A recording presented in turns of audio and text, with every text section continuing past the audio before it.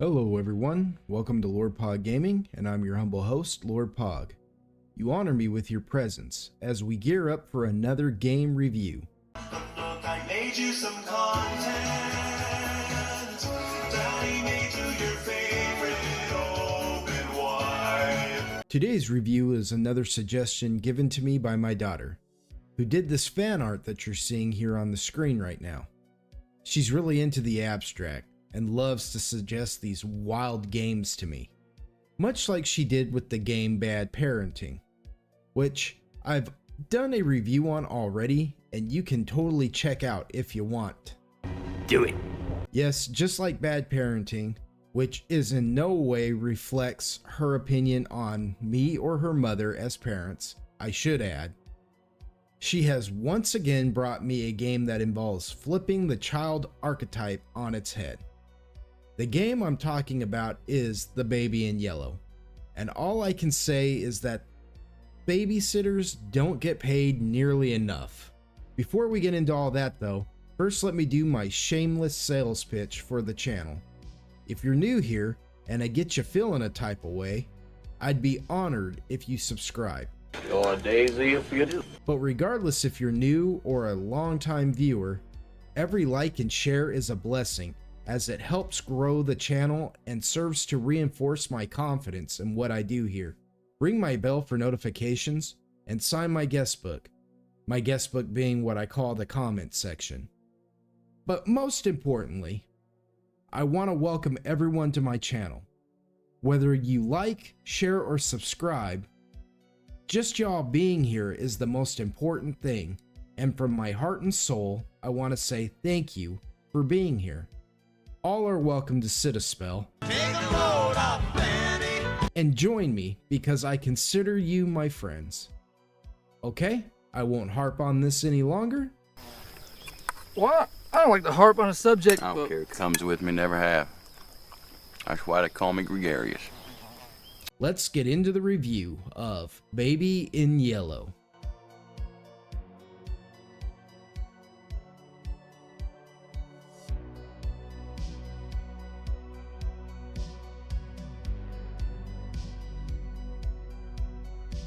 Developed and published by Team Terrible by founders Aaron Bumbach and Greg Lee, Team Terrible is based out of Scotland and was started in 2021. Honestly, there isn't a lot about Team Terrible online, or I just couldn't be bothered with digging so deep that I'd end up playing cards with the devil himself. What did he say? In order to find out more information on these guys. But Baby in Yellow has proven to be their biggest success to date, however.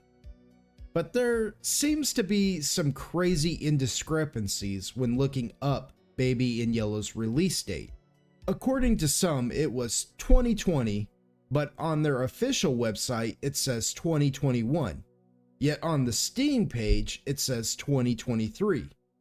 Best I can figure is that it must have released in 2022. you liar! Nah, but really, this is what I think really happened here. In 2020, Team Terrible began funding for Baby in Yellow, which allowed the developers to move into game creation as a full-time job. By 2021, Baby in Yellow had become so popular that they pushed for it on mobile and all platforms. 2023 is probably the release date of their update, The Black Cat, meaning that 2022 is just tossed out because of, I don't know, they didn't like the way 2022 looked at them, I guess? Why are you like this? The Black Cat was originally supposed to drop in 2022, however, but Team Terrible decided 2023 was a better wine year or something. That's pretty much what I've been able to figure out in regards to this. Sherlock Holmes, I am not. Doilies. If any of you Golden Wonders out there know more, let me know in the guest book. Reviews of Baby in Yellow are a mixed bag, because I couldn't find a comprehensive list of reviews in one place.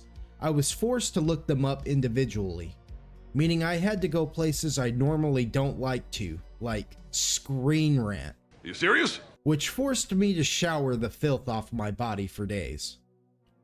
Screen Rant, instead of giving an actual rating, because heaven forbid they do that, I read an article asking if Baby in Yellow was scarier than Poppy Playtime, which amounts to a load of melodrama that I won't go into. Much to Screen Rant's credit though, they do their best to shoot straight with its audience for a change. Don't piss down my back and tell me it's raining. While they seem firmly in Poppy's pocket, they do sing the praises of Baby in Yellow, talking on the mysterious lore of the game, which we'll delve deeper into in the plot section ourselves. Hold your horses. Metacritic gave Baby in Yellow a 4.8, but that rating is based solely on 4 users who could be bothered to voice their opinion on their website.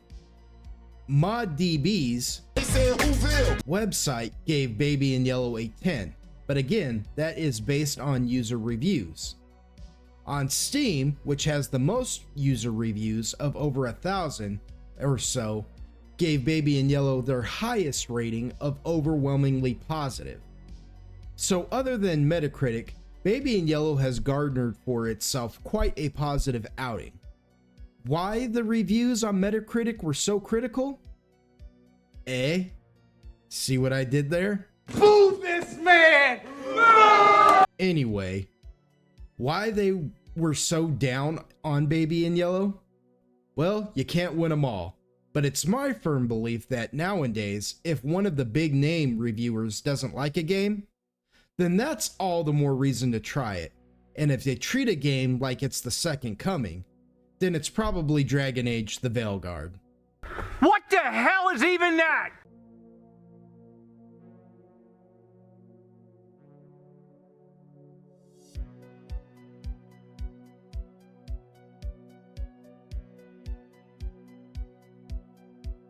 Borrowing heavily from Robert W. Chambers' The King in Yellow, The Baby in Yellow is about a babysitter who is slowly being driven mad by the aforementioned infant. Now, I bet there's a lot of y'all out there who thought The King in Yellow was a work by H.P. Lovecraft. Oh, well, allow me to retort. But this just isn't the case.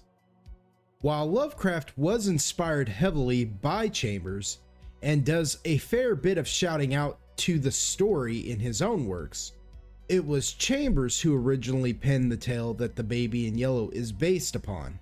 I could go on and on about The King in Yellow, as it has inspired many works such as Lovecraft and the first season of HBO's series True Detective. And on that note, I could go on and on about True Detective. Hi, I'm Alexander Daddario, and welcome to... But that's a different story altogether. Baby in Yellow borrows from Chambers, as while in The King in Yellow, the reader learns of a play that should anyone read it in its entirety, they shall be driven mad, as they are reading more than just a play, but are glimpsing into another world. The same meta-narrative is applied to The Baby in Yellow, as it's a story within a story, only in video game format. Before too long, the player begins to realize that they are not playing some fictionalized depiction of a character they control, but are in fact playing as themselves. No way! As they are sucked into the madness of a dream world concocted by The Baby in Yellow. Admittedly, this did not dawn on me right away, nor did the King in Yellow connection. Check out the big brain on Brad. In many ways, the player is tricked into sharing the madness, as there are a series of short stories they must read, just like in The King in Yellow. Once there, it's a matter of outwitting the Baby in Yellow and survival. The game offers plenty of Easter eggs for the player, dropping names like Hastur and mentioning Carcosa, but what is truly going on remains a mystery that must be solved by the player, or they will be stuck in a realm of madness. And never have I ever wanted to dropkick a baby so badly. Damn! Just joking, just joking. From following the white rabbit to following the black cat, while retracing the steps of the doctor with the help of Newt, the Baby in Yellow plot is deceptively dark, while retaining an odd wonderment of madness that only an infant could conjure. The insanity the player witnesses is very much in the way of cosmic horror, with intelligent design yet infantile in its execution, making it all the more unnerving. Despite one's best efforts, the player will begin to understand the baby in yellow's mentality. For all the bright colors and nefarious cheer, there's a deeper underlying meaning to be had here, lulling the player into a false sense of achievement and security at times. This is fine. But do not be deceived. Loneliness is only the tip of the iceberg when regarding the things the baby in yellow wishes to share. When it's all said and done, I approached Baby in Yellow like it was going to be a slightly freaky kids game, something in the way of Hello Neighbor, for example. But what I found was a child's depiction of madness, an infant with all the cosmic power to bend reality to its will, but all the insidious nature of cosmic horror. To understand what Baby in Yellow is, or to understand what it wants, is much in the same vein as those that came before it. Cosmic horror is not to be understood. In order to do that, one must sacrifice their sanity, and that's exactly what the Baby in Yellow wants.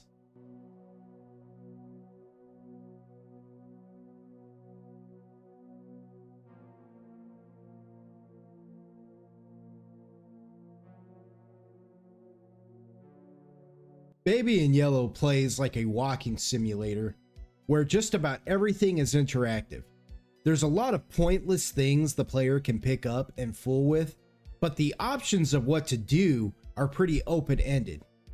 At its core, the player can choose to do the very thing they are there for, and that is babysit the eldritch god in baby form, or alternatively, the player can realize that they might be in over their heads and start trying to figure out how to escape the dream realm they are in.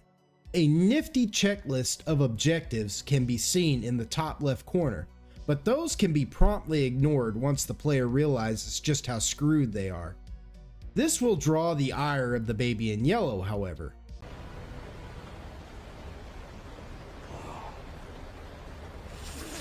But that's when the real challenge begins. There are puzzles to be solved and plenty of jump scares to navigate, along with a toy chest that has a dart gun in it. So far, it doesn't seem like the toys do much else but act as novelty items, but I was messing with the foam dart gun and got jump scared into shooting at the Baby in Yellow once. I don't know if this caused things to amp up suddenly, but I don't suggest doing this unless you want to tick the Baby in Yellow off. What can I say except you're welcome? Some objectives are easier to accomplish than others, with some objectives secretly being puzzles that the player will need to solve. The difficulty of the puzzles do increase once inside the attic, but nothing that will make one want to rage quit. There isn't a running function, but a crouch button. This seems odd since there are chase sequences, but it felt as though the game picked up pace naturally in these moments. All in all, I give Baby in Yellow a 4 out of 5 for its unique take on cosmic horror and all-around creepy plot. The art is a bit goofy at times, and the movement feels a bit jerky with the mouse. I would have liked a little more in the way of multiple choice also, and searching for lost souls just to be able to open the toy chest, just to play with toys that don't seem to do anything, that doesn't seem worth it to me either. Still, I recommend playing Baby in Yellow at least once. It's $7.19 on Steam, but if that's too high for any of you Golden Wonders out there, then far be it from me not to suggest any alternative measures that y'all see fit.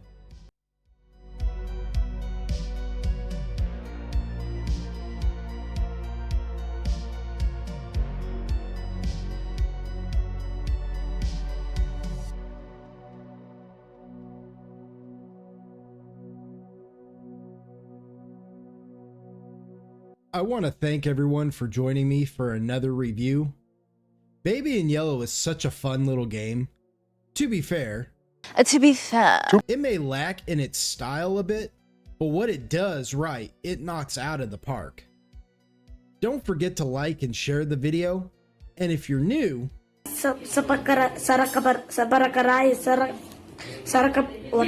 then I'd be honored by your subscribing.